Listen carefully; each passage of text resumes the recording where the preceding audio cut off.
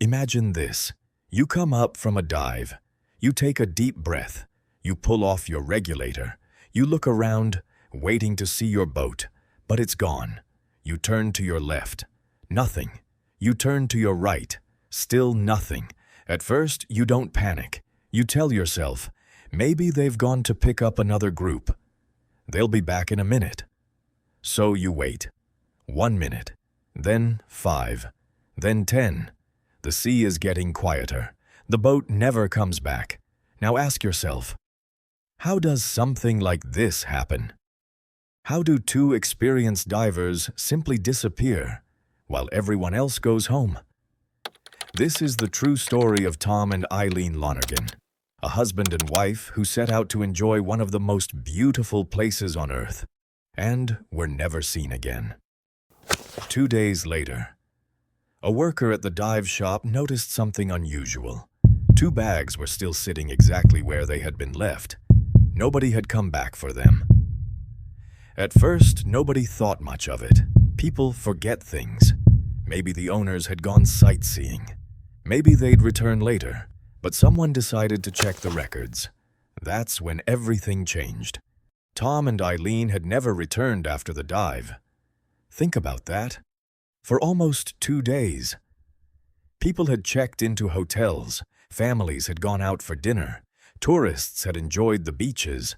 The same dive boat had even gone out on another trip. And all that time, nobody knew 2 people were missing. By the time the alarm was raised, almost 48 hours had already passed. In the open ocean, 48 hours is a lifetime. Before we talk about what happened, let's talk about who they were. Because Tom and Eileen weren't just names in a news headline. They were real people. Tom was thoughtful, intelligent, and loved the outdoors. Eileen was kind, adventurous, and deeply caring.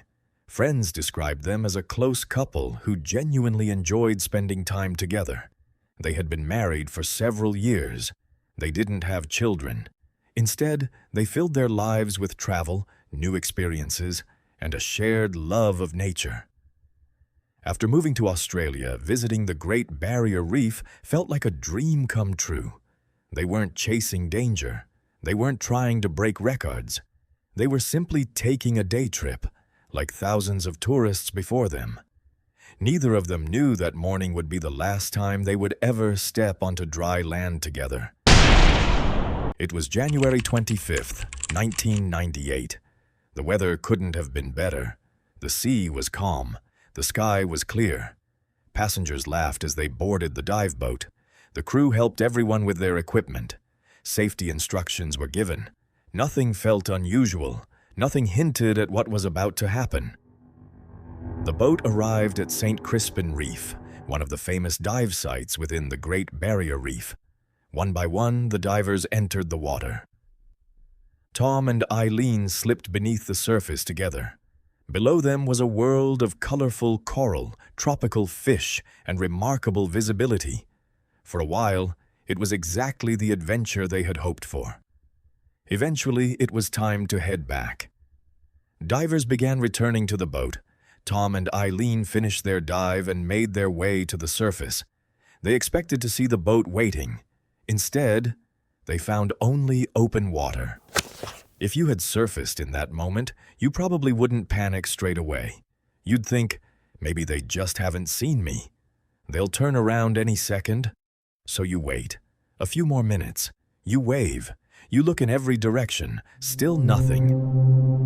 What Tom and Eileen didn't know was that the boat was already heading back to shore. A head count had been taken. Somehow, it was wrong. The crew believed every diver was safely back on board. No one realized 2 people were still in the water. One simple mistake changed everything. As the afternoon turned into evening, the reef slowly disappeared behind them. The current carried them farther into open water. At first, their air tanks weren't the biggest problem. Their buoyancy devices could keep them afloat.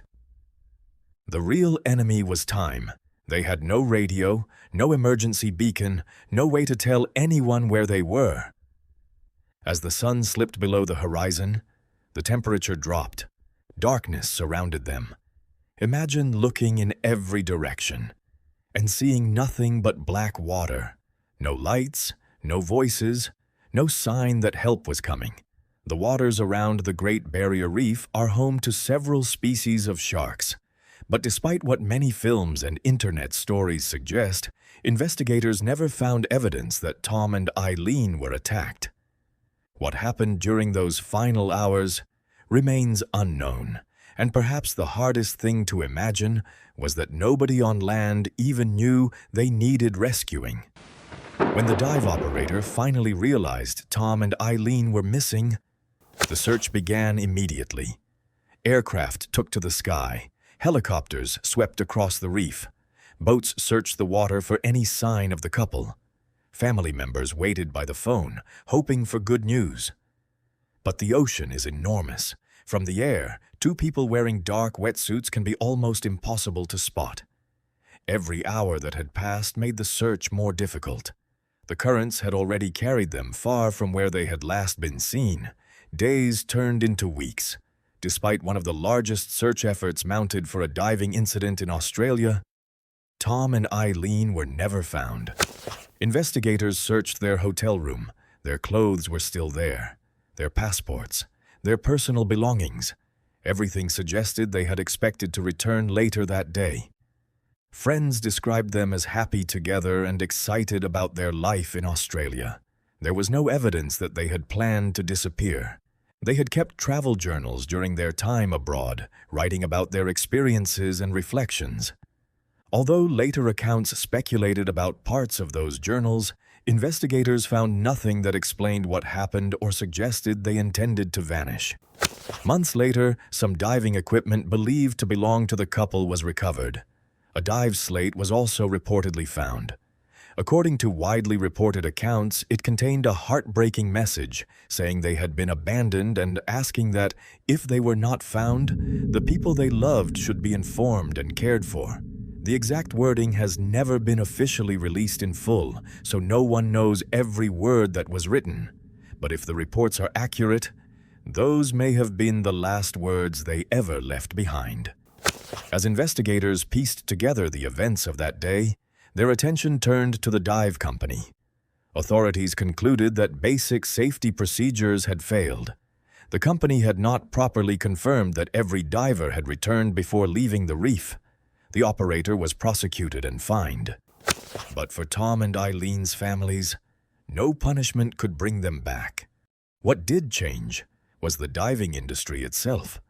Today, many dive operators carry out repeated head counts. Divers sign in before entering the water. They sign out again when they return. Crew members check and recheck the numbers. These procedures became far stricter because of what happened that day.